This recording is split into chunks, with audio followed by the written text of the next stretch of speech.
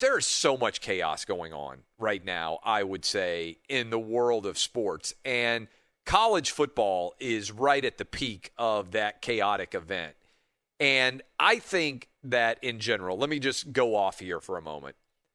There have been a lot of bad decisions made in college football, but the Pac-12 takes the cake for absolute futility when it comes to the decisions, the timing, the choices that were made associated with Pac-12 football. First of all, they didn't play until November.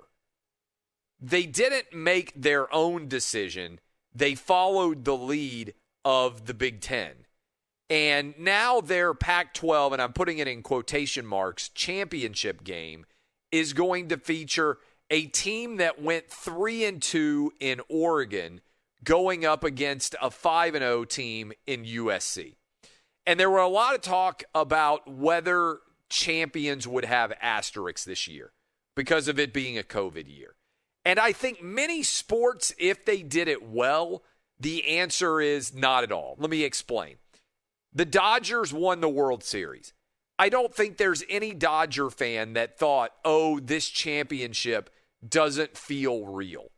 I think that Dodger fans were like, man, this feels incredible. I think Laker fans were like, hey, you know what? This is a championship. I'm excited about it.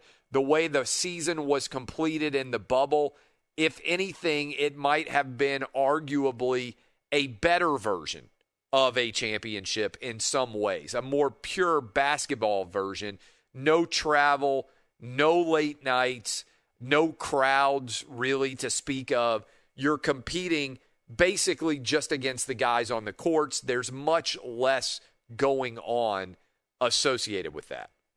And I feel like in the SEC, where Alabama is likely to go 11-0, which would be 2 more wins than anybody has ever put up in the SEC before, where you've got a situation continuing as you break it down. The ACC with Notre Dame and Clemson, whoever wins that game and wins the ACC championship is going to be an incredible champion.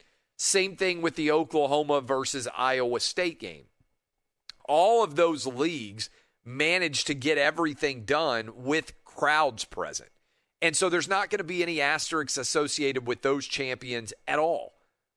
But I got to tell you, in the Pac-12 in particular, I think there is definitely going to be a ridiculous asterisk-like situation.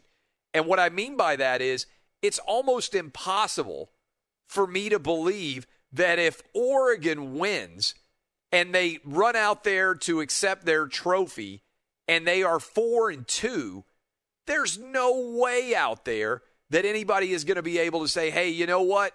This team was the greatest Pac-12 champion we've ever seen. Now, I'm not saying that I would say, hey, take down the trophy, like there's no legitimacy to it or anything like that. But in general, it's really hard for me to see the Pac-12 putting a 3-2 Oregon team into the championship game and thinking to myself, hey, this is in any way a legitimate champion. And I think there's also a large issue associated with the Big Ten, even if Ohio State wins it and goes undefeated. I got to tell you, did you see the news about Michigan? Kirk Herbstreit got crushed for saying that he believed Michigan might wave the white flag and choose not to play against Ohio State. That was before we knew Michigan wasn't going to play against Maryland, and then before the game ended up not happening against between Michigan and Ohio State. And then Michigan comes out and they say, hey, our weight room was open on Thursday and Friday, and Jim Harbaugh says they had a spirited practice on Sunday, and yet you're telling me that you couldn't play on Saturday? I think everybody needs to rescind their criticism of Kirk Herbstreit, and I think he needs to come out and rescind his apology and say, actually, you know what? I got this 100% right. I didn't actually say anything inappropriate at all about what was going on at Michigan. Because I think Michigan, based on that data, their weight room's open on Thursday and Friday, and they're lifting, and they're playing on a practice on Sunday, and they can't play on Saturday. I'm sorry, that just doesn't add up to me. Dub, did you see that story about Michigan? If I'm an Ohio State fan, I am furious. And by the way, Vanderbilt also just canceled on Georgia. And if I'm a Georgia fan, I'm not happy. They canceled senior day for Georgia, but Vanderbilt was able to play for their own senior day against Tennessee, and they got their extra points kicked, and that's its whole other story. That was such a sham story, right? For anybody out there who's paying attention at all, that was such a ridiculous sham story because you ended up in a situation where Vanderbilt had a kicker kicking field goals who was good enough to kick 39-yarders and was good enough to kick 53-yarders, and you're telling me that they needed an extra point specialist to kick extra points against Tennessee? I've never seen that happen before. But many of these cancellations, I think, do they have COVID positives? Yes. But are some teams using these contact tracing and all the other stories as a excuse not to play? I mean, tell me how you can, if you are right now paying attention to that story, right? Even if you're a dyed-in-the-wool Michigan Wolverine fan, how can your weight room be open for the team on Thursday and Friday? And how can you have a spirited practice on Sunday, but you can't play a game on Saturday? Dub, does that add up to you? Well, let's just put it this way. If Michigan was 5-0 and they were playing Rutgers and had the exact same situation going on, you really think they wouldn't play that game? I don't think so.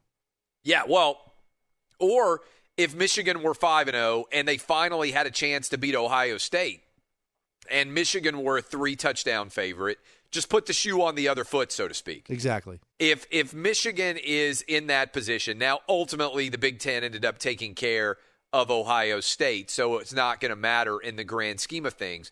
But if Michigan was in that position where they needed Ohio State to play, and they finally had an opportunity to beat Ohio State, and Ohio State's weight room was open on Thursday and Friday, and then it was also open that they had a practice on Sunday, are you really telling me that Jim Harbaugh wouldn't be furious beyond measure over that situation? I don't even see it as one where there could be a remote difficulty in analyzing the way that situation is set up. And look, I know there are many challenges, and you're listening to a guy who fought as hard as he possibly could for there to be a college football season. So I am ecstatic. I think that we need to be praising the ACC, the SEC, and the Big 12 as loudly as we possibly can for finding a way to do this, and not just do it, but to do it with fans present. But when you actually break down what we saw here, several of these stories just don't make sense. And the fact that the Pac-12 is going to potentially have a 4-2 champion of the conference, or the team that USC beats, they're going to be 3-3, beating a 3-3 team to win the Pac-12 championship. I mean, it just doesn't add up in the larger context. And so I do think there's probably been, and I think I'm guilty of this on some level as well, a focus on the negative at times in college football, and I think we need to be giving more praise. But I'm sorry, I feel bad for all the Pac-12 kids who wanted to play, the coaches, the parents, the fans, and I feel like the leadership of the Pac-12 conference was just so bad that at some point in time, I always say there's something you can learn from every situation. And a lot of young kids listen to me going into school in the morning with their parents, a lot of you listening right now. What I always say is train your mind to prepare for when you are in the leadership position yourself. And I'll give you an example of how I used to do this. When I was in law school, I would read every legal case that we were studying, and the fact pattern is right at the very front. And people who haven't been to law school, the way that you learn how to be a lawyer is by reading old cases. And I would read the fact pattern, and I would pretend that I was a judge. Based on the fact pattern, I would try to come up with what I thought the ruling should be. And based on that scenario, I got pretty good at analyzing the law, right?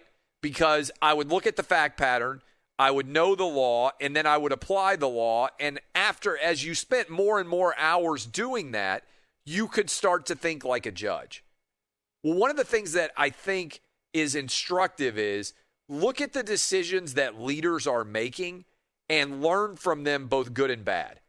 And I think you could teach an entire college course on how athletic programs, conferences, leagues responded to COVID and the choices and the decisions that they ended up making and how those decisions either worked or didn't work. And I think the group that has made the worst decision in all of sports, pro and college, beyond a shadow of a doubt, is the Pac-12. I think all of the choices that they made as a group have blown up in their face and been disastrous to such an extent that I think you can make an argument that Larry Scott and all of the top leadership in the Pac-12 don't deserve to keep their jobs based on how they've handled COVID. Now, have they had challenges? There's no doubt. Have they had challenges that are more substantial maybe than other areas of the country? Yes, because California, Arizona, Oregon, all those areas, they definitely have restrictions that are more substantial than maybe other parts of the country.